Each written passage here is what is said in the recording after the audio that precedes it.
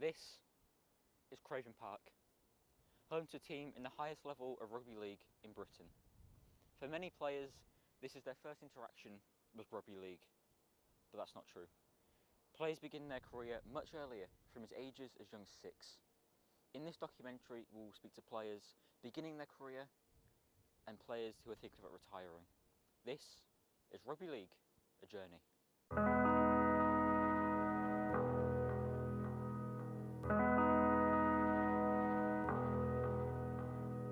Hull Kingston Rovers were founded in 1882 by a group of Boilermakers in the Hessel Road area of Hull.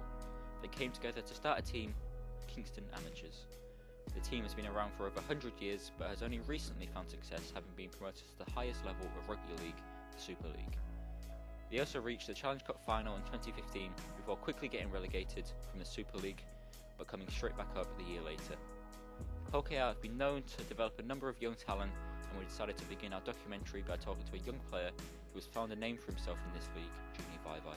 We asked him what he thought of the younger generation of players coming through. Team so far, we've got a lot of talented young players.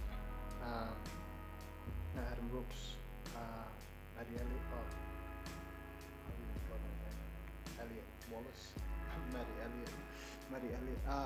Elliott Wallace, Mikey Lewis, all of them young fellas coming through. I think it's a bit of divide in the academy, because you've got Hull KR and Hull FC together in the academy. But the players that we've got, I think they're very talented. We also spoke to former Hull KR player Journey-Kian, who is now at York City Knights. We asked his opinion on the youth talent coming into rugby. I think in York, I can only speak really for this area that I'm in, because I have other interests outside of rugby. I don't get a chance to spend much time around the amateur game. But I think in York, from what I see in and around York, this club is very engaging with the local community. Lots of kids coming through. I think there's 3 or 4 local amateur teams. I think in this particular area around York, I think it's thriving a little bit. Yeah. We then spoke to Adam Brooks and George Lawler, who are 2 players beginning their careers at Hull KR. We asked them about the impact the older players have had on them. Did any player take you under their wing when you first started playing for Hull KR? Yeah, there was Journey-Kian, Graham on. I think they're a few older ones what was in the team, but they was real good to me coming through and stuff. So I'm grateful for that, and they showed me the ropes, as you'd say. So yeah, them 2. I think quite a few of them just give us some little tips now and then. Robbie Mullane, he's quite a big one. He shows us a bit of tackle take after training and stuff like that. Gives me little tips of what helped him to get into the first team, and I really appreciate that. And to be fair, most of the lads do. They've got time for you. They know that you're there because you're a good player, so they give you the time, they give you the tip. Obviously, they know that you're nervous and you're not fully there as a youngster. So. A lot of them have really helped me out.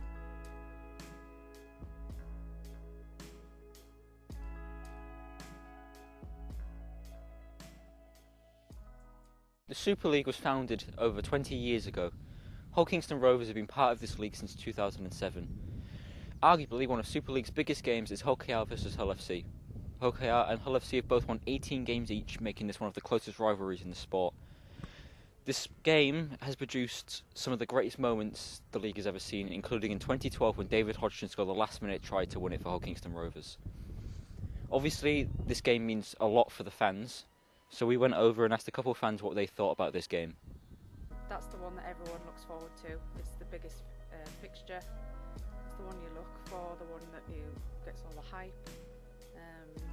Nobody wants to lose that one. It divides families, marriages, it divides the workplace, and you want to come away with that win so you can walk in with your head held high the day after. It's a big one. We then spoke to Journey-Kian, who has a vast experience of playing in the Hull derby. I think it's great. Yeah, I'll never get fed up of a Hull derby.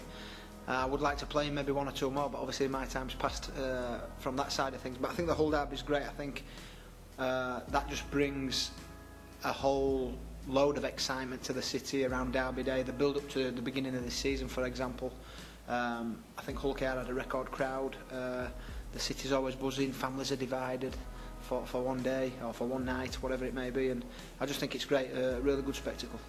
We asked Adam, George and Junior the same question. Yeah, it's massive. It's a great game. I'm an OKR fan. I've been one since I was young, so Old Derbies have always been massive. It's always been edge of the seat, nervous in that game. So if I get to play one day, I'll really be over the moon. So yeah.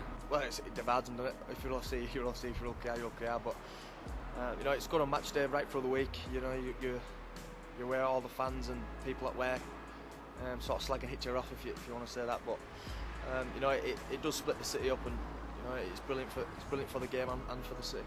To be honest, it's one of the best games I've ever been a part of. I think it's up there with one of my best moments, especially playing in the first game this year. Atmosphere is crazy, and like I think the build-up as well, like people fighting in the town, is crazy. I've never seen anything like it, so I'm enjoying it.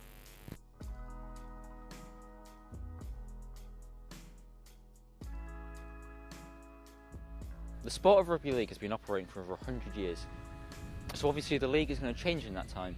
Fans and experts have been discussing whether they think the sport has improved or declined because of the rule changes. We asked a couple players if they thought the league has improved or declined. I think it's definitely got softer. That's yeah. I mean, when I remember growing up, the shoulder charge, for example, has been outlawed now, which is, I suppose, in the safety of players, it's a wise decision. But from an entertainment point of view, I think it's taken a lot away from the game. I think it's improved. I think there's a lot of professionalism nowadays, and I think there's a lot of competition nowadays. So, you know, there are a lot of young fellas coming through, and very talented young fellas. And I guess the ball is really in the young fellas' court, because they can have all the talent in the world, but you know, if your attitude at training is not up to scratch, your career could be short. Yeah, it's definitely improved. You know, the speed of the game, it's getting more and more physical every year. We're getting a lot of imports from Australia and stuff like that. So yeah, it's definitely improving. You know, and it's going to get better. I think our coach was saying rugby league, especially in Super League, it gets better 5% every year. So you know, it's definitely on the rise. Definitely improved. It's always as if the players are getting fitter and faster, and the skills going up every year.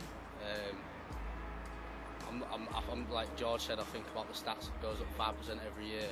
So it's just I think the recovery in that, you just, as a professional, you have to be on your game all the time with your recovery after training, nutrition, or you're not going to be a top class player.